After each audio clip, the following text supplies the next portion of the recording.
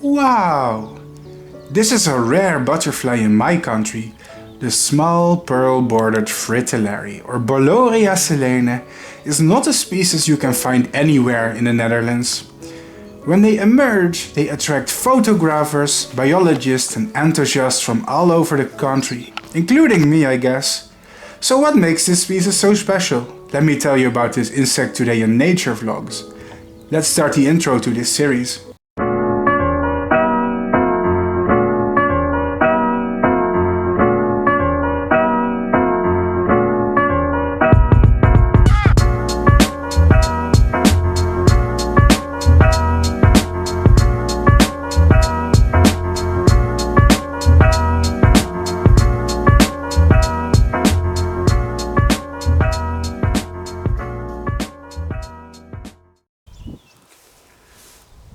Grasslands.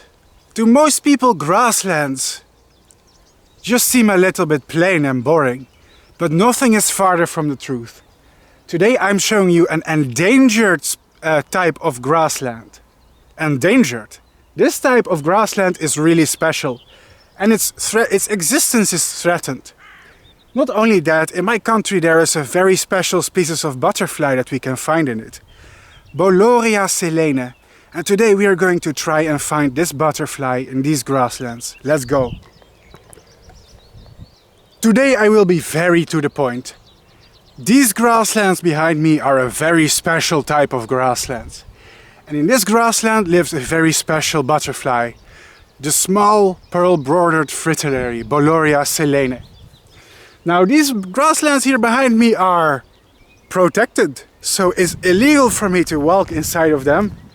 It's illegal for me to step inside of them and disturb the butterflies. The butterflies are also protected by law.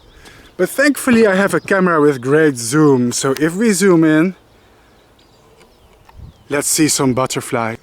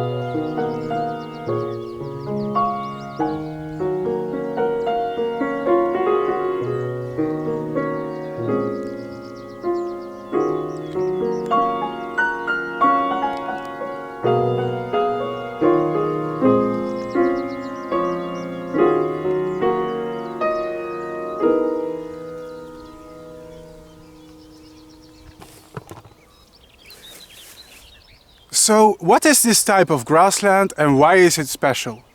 Let me tell you something about plants. Have you ever looked at plants and noticed that whenever certain types of plants are present in the area, that other types of plants tend to accompany them always? Do you know what I'm saying? This is what is called a vegetation association. Believe it or not, but just like humans, plants form communities. Just like your high school, some people get along and some people don't get along. And you form different communities, the outcasts, the nerds, the jocks. I know this sounds like a super stereotype, alright, I'm generalizing. But this is how plants do it as well. Some plants don't really get into each other's way and they thrive well together in communities. And these communities are called plant associations. So what we see here in this grassland behind me, I'm gonna have to take my mobile phone because this is going to be difficult to pronounce. I've written it down. This is a Circio dissecti monilithium. A Circio dissecti monilithium. I probably absolutely butchered the Latin pronunciation. A Circio dissecti monilithium plant association. Right. And this is an endangered type of wet meadow. Now there's a few special conditions that have to be met in order for something to grow into a meadow like this. First of all, the soil has to be poor in nutrients, right? This type of vegetation, it only develops in actually peat soil that has little nutrients in it. Second of all, it needs to be wet. The Circio dissecti monilithium plant association is one that you can only see in wet meadows. So it needs to be wet and there cannot be too much nutrients in the soil, otherwise you will not see this type of plants. Each type of plant, believe it or not, has its own preferences for the amount of nutrients it wants in the soil. Some plants absolutely thrive if they have a lot of nutrients. But for some plants it's the opposite. They need a lack of nutrients in order to thrive. And this vegetation association is one that needs a lack of nutrients and a lot of moisture. It's essentially somewhat of a peat bog / grassland. Second of all, it also comes down to the pH levels in the soil. They have to be between pH level 5 and pH level 6.5. Some plants can be picky about acidity. Of this type of grassland in the Netherlands, we have about 30,000 hectares left. But it's thought that many years ago, this type of grassland was way more common. Yes, it's true. These butterflies only fly in these particular special types of vegetation associations. It is very unique. They need very special and particular conditions, which I have just mentioned and will thus not repeat. But to me it's funny and interesting to think about an endangered type of grassland. Most people will see a field with grass and assume that every field of grass is the same type of grassland. In reality this is not the case. There are many types and forms of grasslands with different plant communities in them. Different soils, different nutrient and basically different everything. Not many people will be capable of understanding that some types of grassland are endangered, and so are the species that live in them, such as the Boloria selene fritillary. In the Netherlands we often see them in summer in a small and vulnerable location that is named de Bruuk near Nijmegen. When the butterflies come out every year, it attracts many photographers and biologists and naturalists who want to see these butterflies in the wild. There are not many places left where you can see them in my country because they've declined so badly. And it is these types of grasslands that the scarce Pearl-Bordered Fritillary Boloria selene uses to breed. This is the type of grassland this butterfly needs. And the decline of these grasslands means the decline of this particular type of butterfly. This butterfly needs these particular vegetation associations in order to be able to reproduce. This Cirso dissectimolitium, yes, I know it's a spell from Harry Potter, that's what it sounds like. These wet meadows that are poor in nutrients, that have the right amount of vegetation associations, that offer it its host plant, that offer it the correct amount of flowers it needs to nectar on. It also creates a very warm, humid microhabitat, everything the larvae and the adults need. This butterfly species has declined by 80% of its original populations. By 80% it has declined. So, and that decline is probably because of the decline of the type of vegetation, the type of grasslands that they live in. The thing about insects and the conservation of insects is that it's closely intertwined with the conservation of the landscape and the plants. You know, a lot of insects are strongly tied to particular species of plants and particular terrains, such as this species.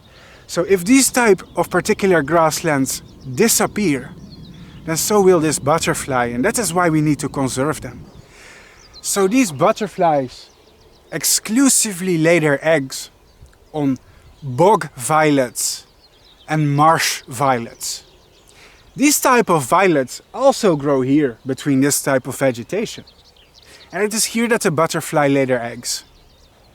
So the caterpillars of this butterfly, once the butterfly has laid its eggs on the violets that grow here in the grasslands, the caterpillars don't develop into butterflies the same year. And this is the crazy part. The caterpillars actually almost wait an entire year before turning into a butterfly. The first thing they will do is they will actually hibernate. The caterpillars hibernate and only turn into butterflies the consecutive year. So only after having overwintered, the following spring, the caterpillars become active again, start eating and then pupate. And it's only then that the next generation of butterflies is born in summer. Right now it is June, which seems to be like the peak flight of this species in my country. So the butterflies that we are filming today actually became butterflies out of the eggs and caterpillars that were laid and were born last year and then hibernated until the spring and pupated, and now finally after 1 year they are butterflies. It's interesting because it's a pretty slow life cycle if you think about it. On the other hand, it's also very typical for fritillaries to do this. A lot of fritillary species, they either hibernate as eggs or larvae only to hatch the consecutive spring or summer. It's pretty cool. Another thing that we have to talk about is dispersal. Butterflies have wings. So you would expect butterflies to be able to migrate long distances into any suitable habitat, right? Wrong. Not in this case. These butterflies rarely ever stray from these grass fields that they live in. It is in fact a very poor migrant with a interestingly low dispersal rate for a butterfly. So that means when its habitat is fragmented by humans, for example, you have one population, one big area of grasslands, but this is cut into two pieces somehow, because maybe in the middle people create farmland.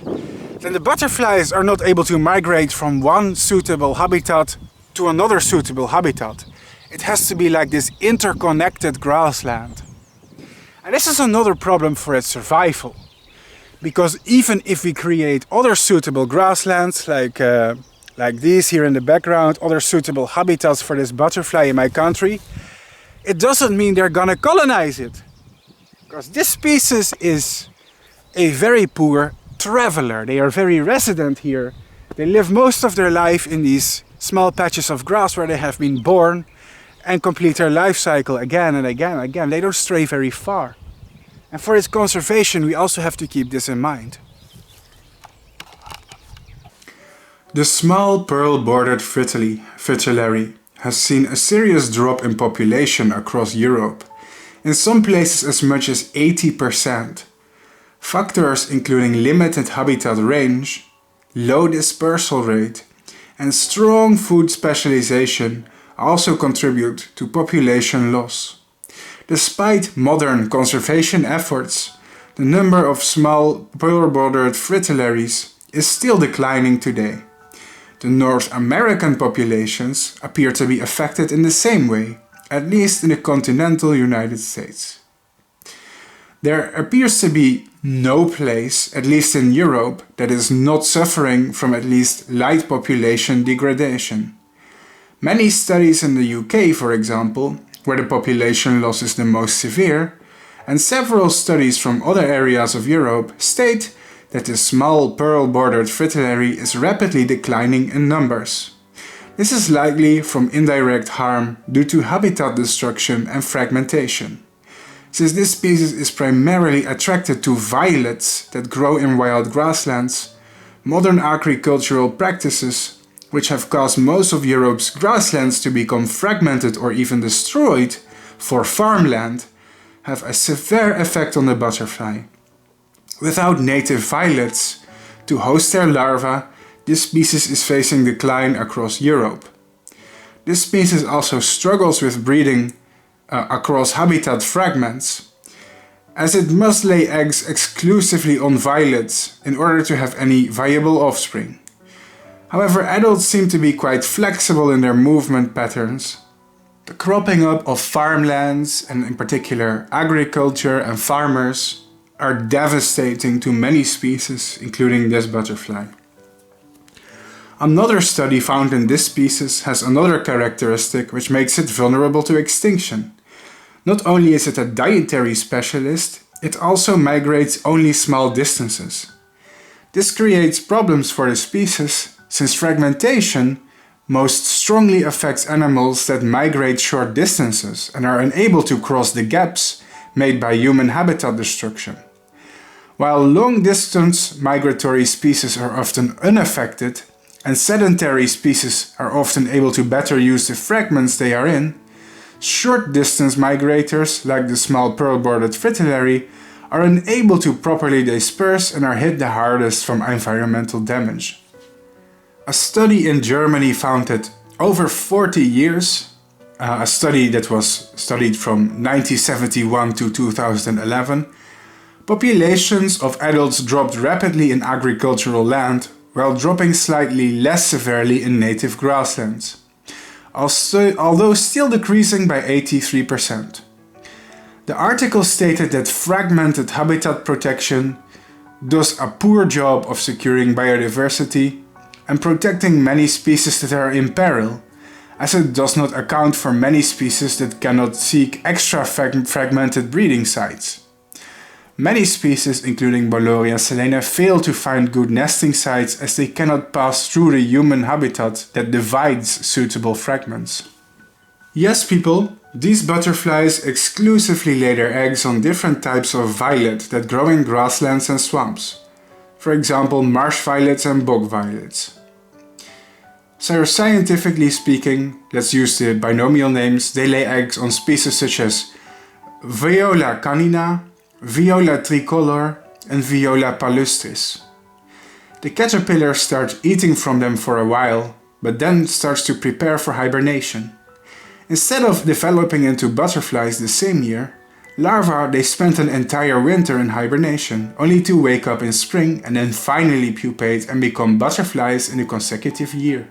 What a unique life cycle. Guys, that's not the only special thing in these grasslands. Can you guys see the purple flowers behind me? Just take a good look. Here is one. I'm touching it with my hand. Careful, because they are endangered. What do you think these purple flowers are? I'll give you a second to guess. No? These are wild orchids. That's right, this is a wild species of orchid. And these orchids in particular thrive in this particular type of vegetation. If I am not mistaken, this is the chalk fragrant orchid. So when you imagine orchids, a lot of people think like the typical orchids that you buy at the supermarket or at your local garden center that are popular as houseplants. But not people realize that we in Europe, yes, in Northern Europe, we have also wild species of orchids. And yeah, it's really special. It's not something you can see every day in my country. There are several species of them. And if you are into plants, this is exciting. These are literally orchids. Gymnadenia conopsea, commonly known as the fragrant orchid or the chalk fragrant orchid. Yes, it's true, in Europe we have a number of orchid species in the wild, and this species is almost exclusively pollinated by moths, and that's what makes them, of course, interesting to me. Even more interestingly, they have a symbiosis with fungi in the soil. Their roots exchange nutrients with particular types of fungi, specifically mycorrhizal fungi. This symbiosis is crucial to them, and if these fungi are absent in the soil, these orchids are unable to grow. Before an orchid produces its first leaves, the orchid exclusively depends on its fungal symbiote to supply it with everything it needs to survive. These orchids initially go through a stage in which the plant receives carbon and mineral nutrients solely from the fungus. A fascinating evolutionary relationship that boggles the mind. The fritillaries seem to love them too. Alright people, so if you ever come to the Netherlands to observe this butterfly and you want me to show you around, send me a message. You see, I'm looking for people to make videos like these with. I'm all alone. Being alone can be lonely sometimes. Hey, I enjoy being in nature. I enjoy being alone. But I think it would also be exciting to have more people to go on adventure with in my country. Second of all, I want to talk to you guys about the lull. This butterfly species is protected by lull in my country. It's rare in my country. So that's why today I did not bring the net. We are not going to catch the butterflies. We are not going to touch the butterflies. It's something I often do on my channel. But I want to emphasize, if you want to catch or observe an insect, make sure it's not protected by the law. It can get you in trouble. Would be very bad publicity for me. Somebody who has the biggest butterfly channel on YouTube to harass endangered and protected species. Oh no. It's gonna ruin my career. But I also don't have the desire to do that. It's easy to make close-ups of them if you're lucky. You don't need to touch or catch or disturb or harass them. Second of all, we're not going to walk in the grasslands. Look at these shoes, people. Yeah? I'm not going to want to stomp on the endangered vegetation, the orchids. I would crush them with my feet. That's not very nice. We're just gonna stay on the road and observe from the side of the road. Follow the law, people. Don't do illegal shit. Alright.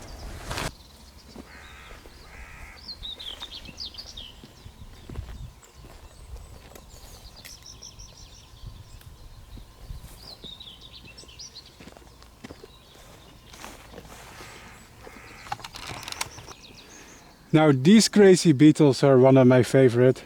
These are called whirligig beetles.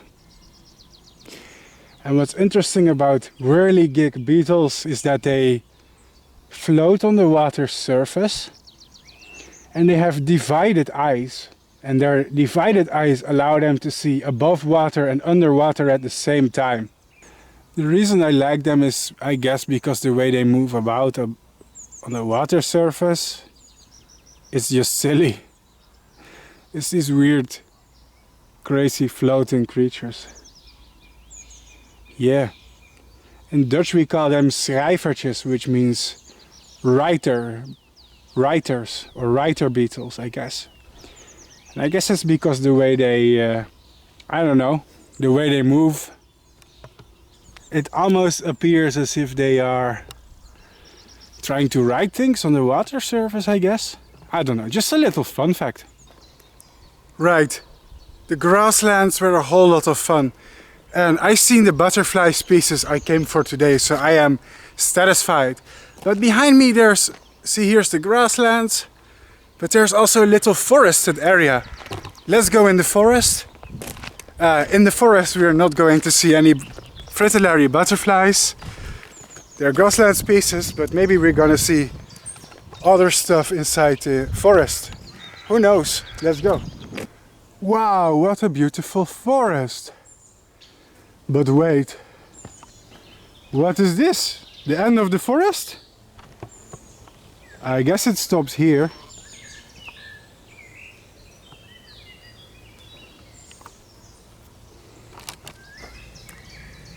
Ladies and gentlemen, unfortunately this special type of wet meadow is declining and almost disappearing from the Netherlands. We only have a few of these places left. And now here behind me, you see the forest, right? There's the forest that I came from. Can you see it? Trees, nature. But let me just turn around and show you the problem that's going on here.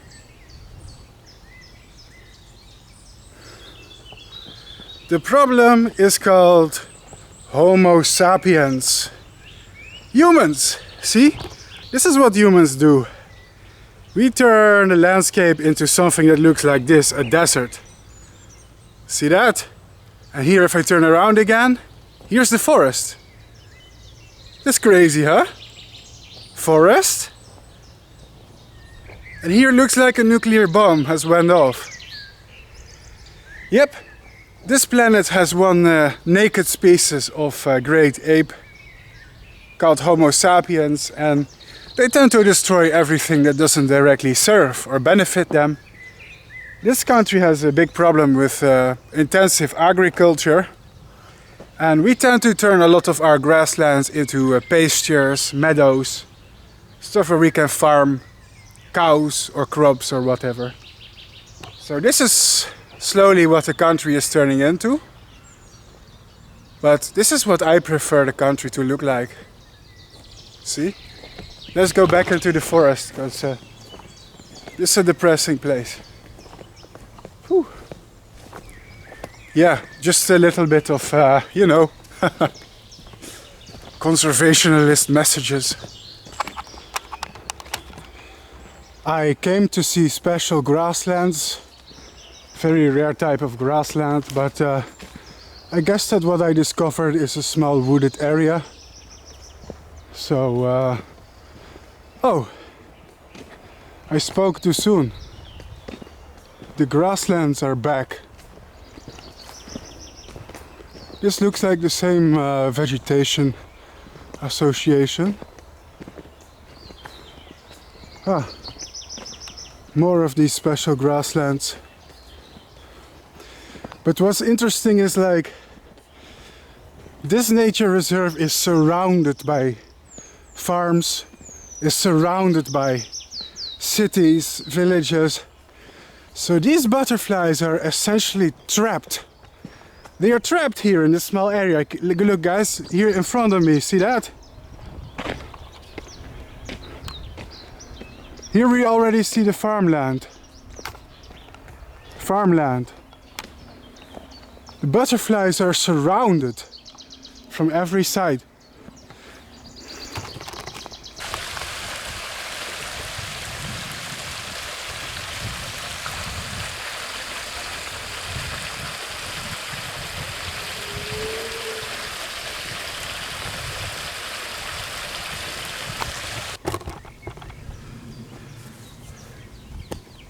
Alright people, so it was a very enlightening experience to be here today, because I just realized how small this area is. Like, in a couple of minutes I traversed literally all the grasslands here in the surroundings. Hey. Hello. Somebody just passed me on a bike and said hi.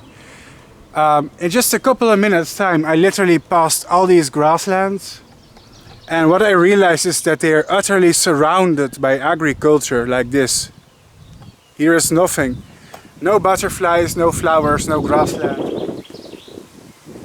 So what's crazy is I realize something now, that This population of butterflies is trapped.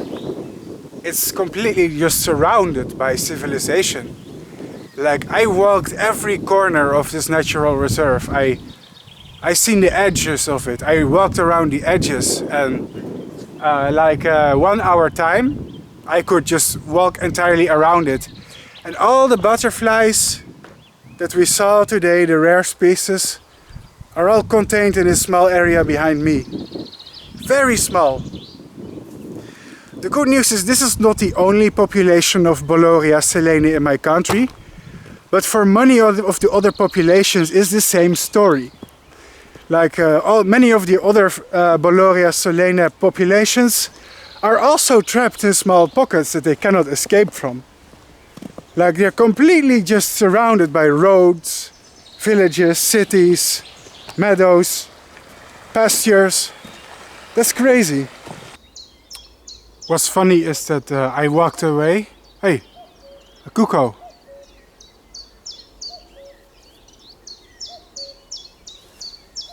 Nice timing.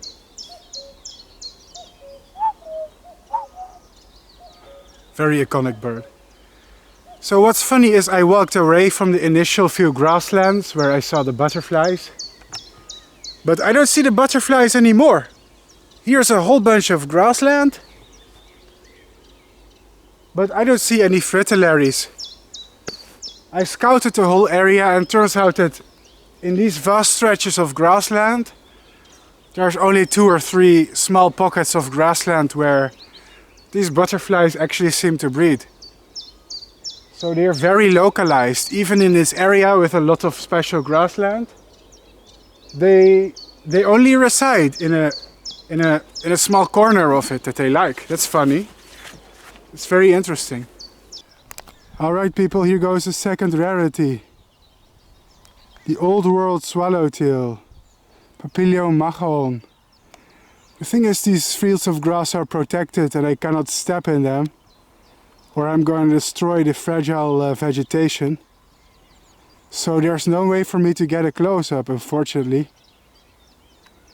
But yeah, this is once again the old world swallowtail. Kinda hoping she will get closer to me, because this is the closest I can get today. So she's in the protected wetlands. I'm here on the road. That sucks.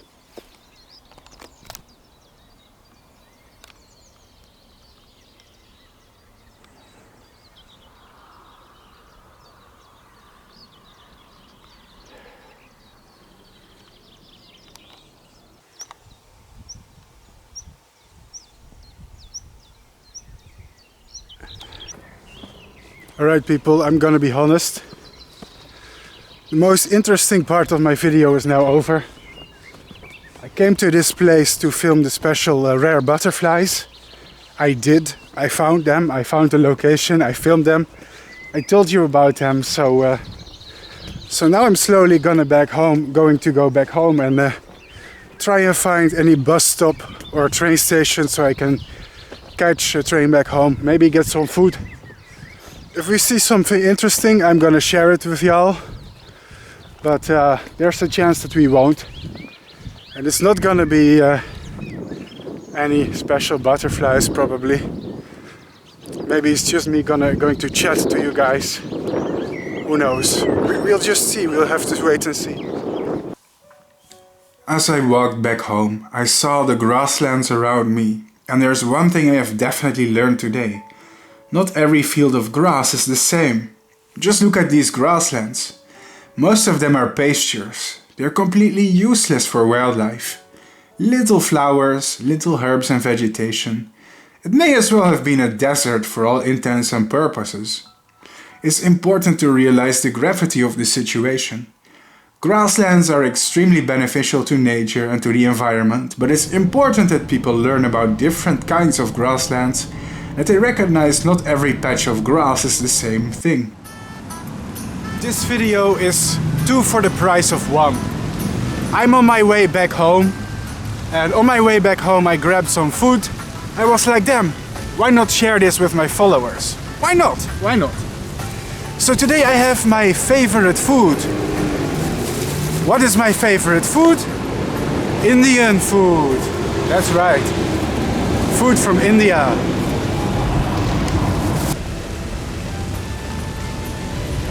Now, before we proceed, I have an announcement. Bart Coppens is going vegetarian.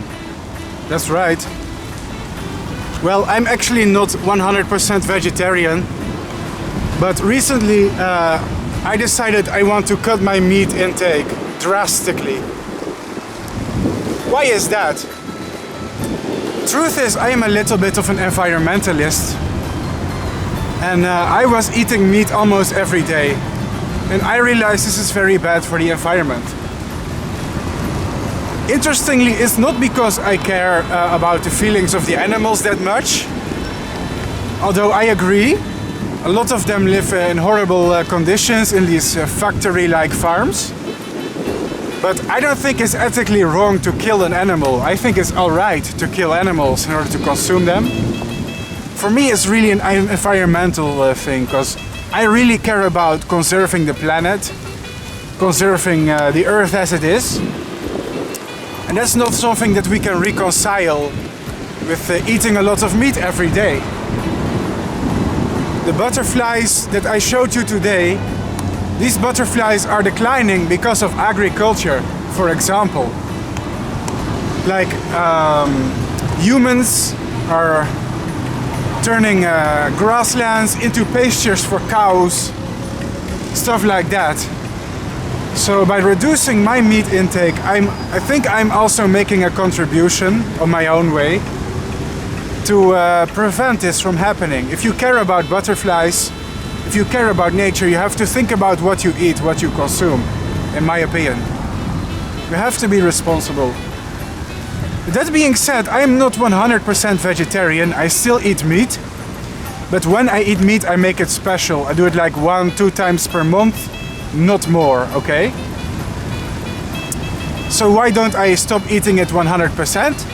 It's because I still really like the taste of it. I don't want to be 100% committed. So I just make a small sacrifice. And I think that small sacrifices add up, right? Many people making one small sacrifice is the same as one person making a big sacrifice. Do you guys ever eat Indian food? No? You're missing out. My opinion, it's one of the best foods ever. I go crazy for it. I really go crazy for it. Funny thing is, it's my favorite food, but the first time I ever ate it, I was like 26 years old. It was 2 years ago. And when I ate it, it blew my mind. It was like this episode with Squidward eating the Krabby Patty. And like, damn, where have you been all my life? So the first thing I want to show you is samosa. Samosa is, I think, yeah, it must be Indian. It's a fried pastry filled with spiced peas, lentils, onions, and well, potatoes and other vegetables. It's very tasty in my opinion. We're going to have a bite. It often comes with mint sauce or chili sauce. Let's see. Let's have a bite of the samosas.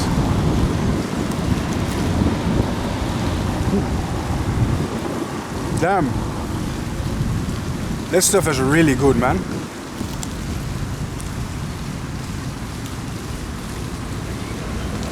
Amazing.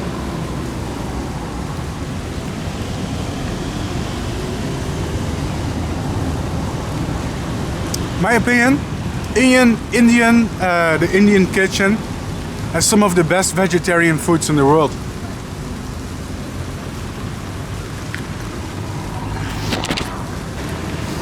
If you never had it, you're missing out, man. You're missing out.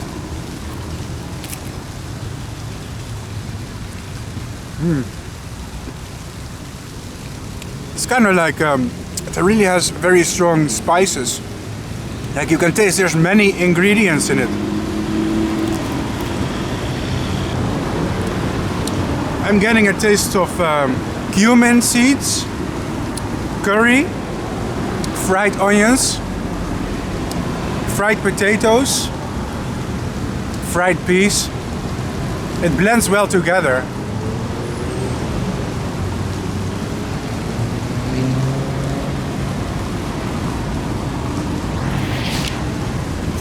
The second thing I want to introduce you guys to is called onion bhaji. What is onion bhaji? Let me explain when this truck has passed. Damn truck's messing up my audio. This is a very interesting snack. This is finely sliced onions fried in a spicy batter. Sometimes they also add chickpeas, and they have their own varieties. Wherever you order it, it tastes different in every restaurant. It's always fried onions in batter, but like the things they add, sometimes they add potatoes, sometimes they add chickpeas. It's a little bit different.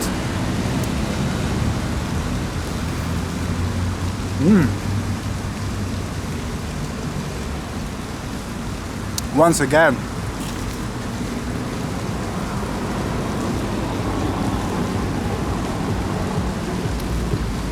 what I like is the spices.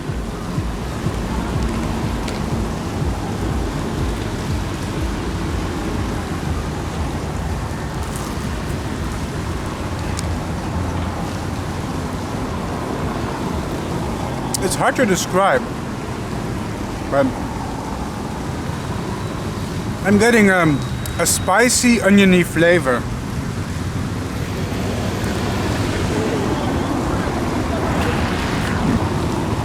So far, eating vegetarian has been really easy. You just have to experiment with new recipes and see what you like. I always like Indian food, so now I'm trying the vegetarian versions of that. And with tasty stuff like this, I don't necessarily miss having meat. I do think that meat is something we overconsume. I'm not somebody who's saying, well, we should stop eating it altogether, but I would like to see less. Yeah, I would like to see less, I guess. It's more the overconsumption that I'm concerned with. Then, oh no, they're killing animals! Last but not least, I have something called vegetable dansak. Yeah. And it's a curry made from red lentils. But it's still hot as fuck, so I'm waiting for it to cool down. It's made from red lentils and vegetables made into a curry. So it's gonna be the first time that I have this dish. Never had it before. It also came with rice. So yeah, we're gonna find out. I don't know if it's gonna be good or bad. Oops. Alright people, I put a little bit of rice, little bit of the lentil curry, dansak in here. It's gonna be my first bite, the first time I ever eat this stuff. So we have to make a... Oh, I see cauliflower in here. And potato. Damn, this tastes really good. It's crazy. Indian people have invented magic. Like, they can turn vegetables into amazing dishes. It's crazy. As a kid, I was always, no, mommy, I don't want to eat my vegetables. Just because the food in my country is just boring. Vegetables can taste great, just not in the Netherlands. But this Indian stuff is amazing, guys. Yeah, I got some really some spiciness. There's like this definitely some curry spice in here. I'm not sure else what I think I see potato. I think I see spinach. Yeah. Oh, this is a great recommendation. Man, it's good. I think I see spinach, cauliflower, potato, something orange, which I think is carrot. It tastes really great, like the spices and the vegetables combined. There's green beans in here too. Wow. Guys, I tried so many types of Indian food. I never had something I didn't like. Never. Like, you can blindfold me and give me anything of the menu and it all tastes so great. I'm not being paid by the Indian government to say this.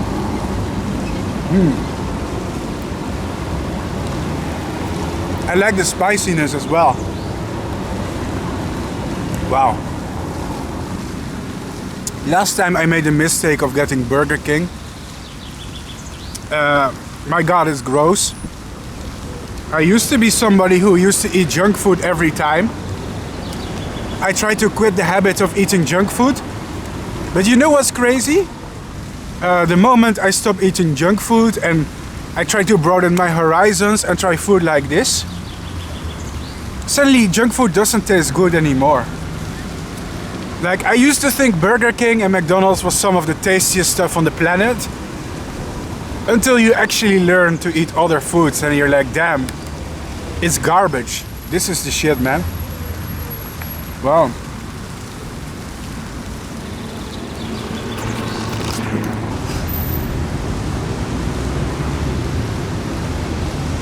That's crazy. I just took a bite and I tasted pineapple. They also put pineapple in here. I don't think pineapple is a traditional dish from the Indian kitchen, because pineapple, it comes from South America. But hey, does it have to be 100% traditional? No. The cool thing is, wherever you order it, it always tastes different in every restaurant. Because the way you make these kind of curry is not written in stone.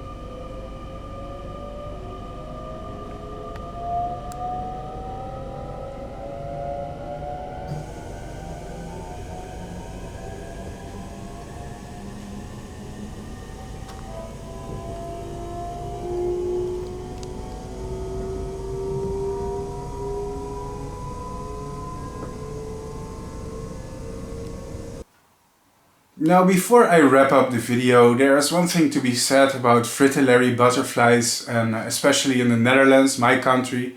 I'm Dutch, I live in the Netherlands. You should know this by now, but the thing is, my country, when it comes to our environment and the way nature is doing, it's atrocious. 52% of my country is land surface area used for agriculture. 52% is over half. Literally over half the surface of my country is for farmers and farmland. And that is bad news, because farming and modern farming practices are terrible for the environment. Terrible. And especially species like fritillaries are hit hard. They are dietary specialists that usually only thrive in very peculiar types of microhabitats. Most of them use stuff like violets as their host plant, although this is a generalization. Some fritillaries use different plants, but most of them in Europe use different kinds of violets. But they also have specific dietary needs. But also when it comes to like the microclimate, you know, particular terrain, particular acidity in the soil, particular vegetation associations, no habitat fragmentation, they need an larger interconnected area where they can breed. Overall, it's disgusting. I often on YouTube show you the most beautiful places in my country, which makes it look very green and very natural, but in reality my country doesn't look the way I present it on YouTube.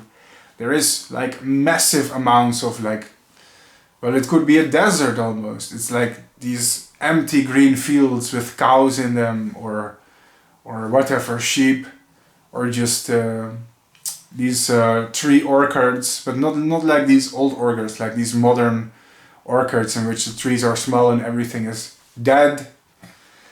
And their end isn't in sight, to be honest. I am really concerned for the future of these species worldwide, and also especially in my country.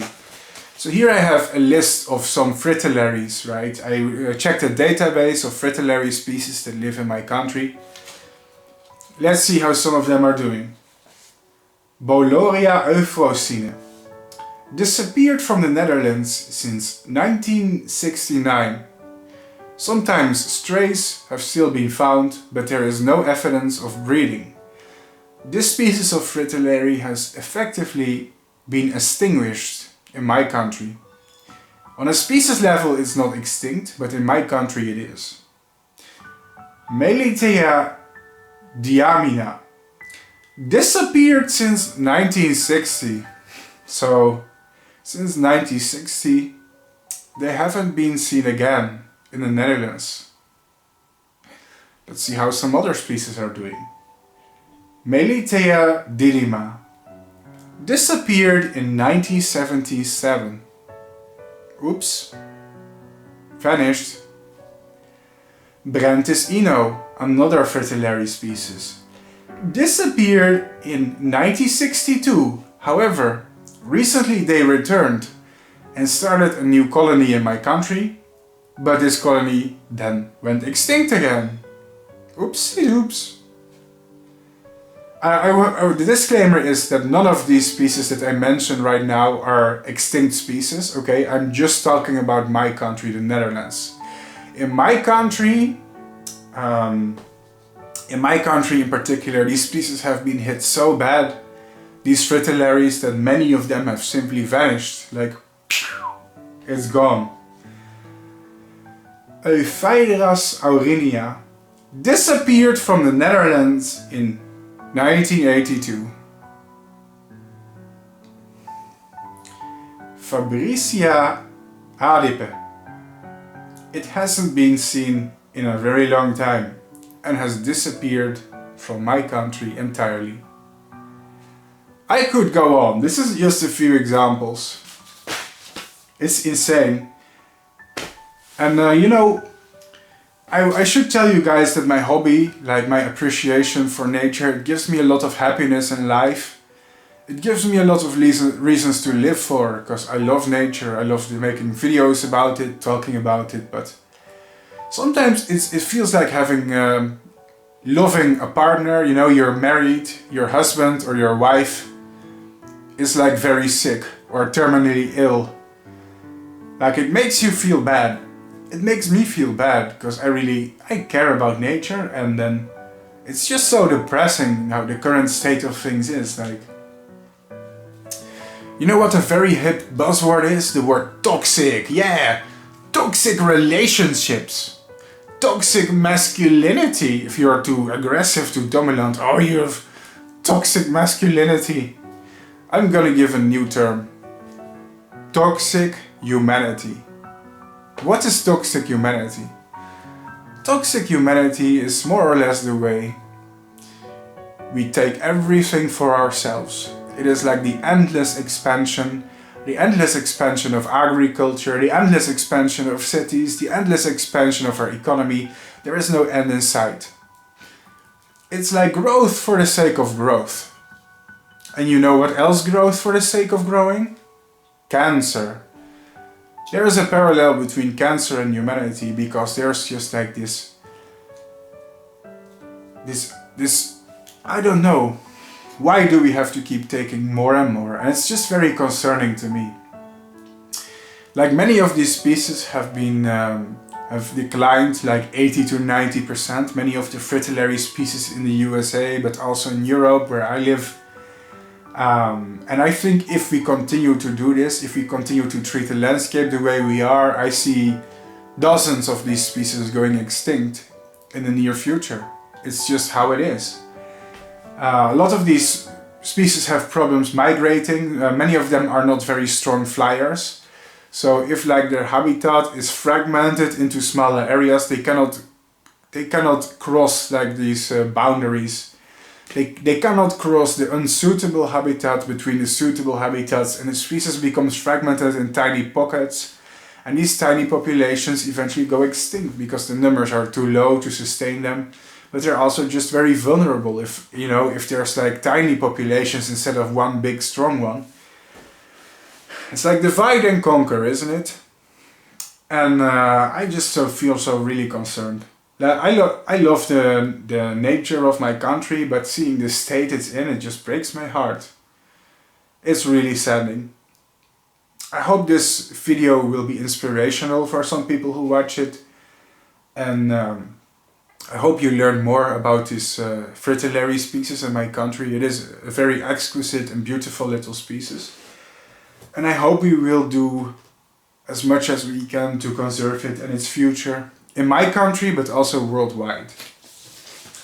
So yeah, it's kind of sad. Last but not least, I want to say my YouTube channel is demonetized. It's not supported by YouTube.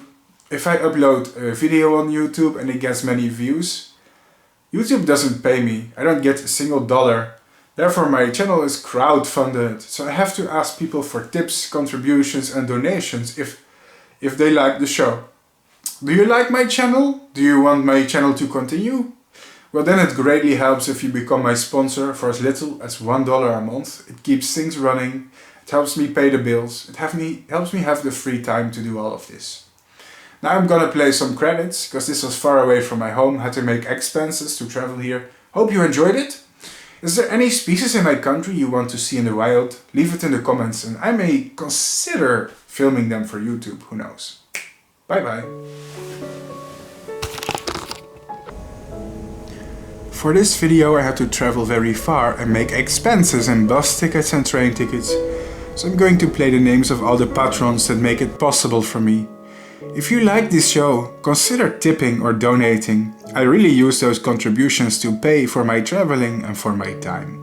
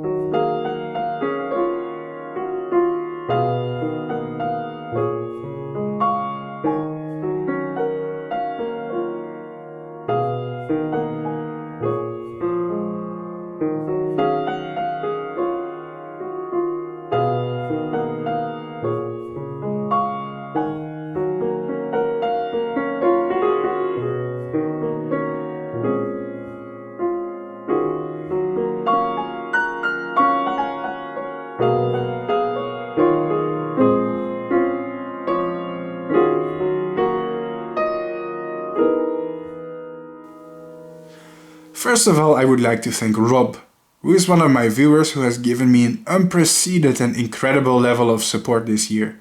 Thank you so much, Rob. You know who you are and you know it means the world to me. You made so many videos possible, including this one.